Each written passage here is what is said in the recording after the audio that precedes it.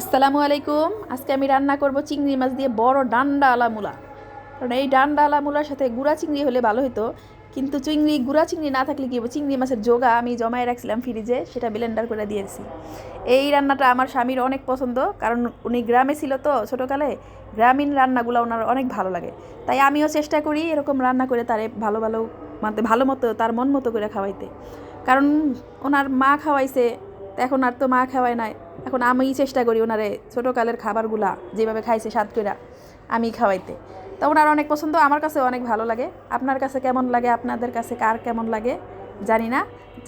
যারা খাইছেন তারা বুঝবেন স্বাদ, আর যারা না খাইছেন তারা রান্না করে দেখতে পারেন, অনেক ভালো লাগে। শীতকালের এই সবজি মানে মূলার বড় বড় ডান্ডা মূলা, আর যারা খাইছেন তাদের কাছে কেমন লাগে জানাবেন, আর যারা না খাইছেন তারা রান্না করে খাইয়ে দেখতে পারেন। আর আমার ভিডিওটা ভালো লাগলে সাবস্ক্রাইব করেন। আল্লাহ হাফেজ।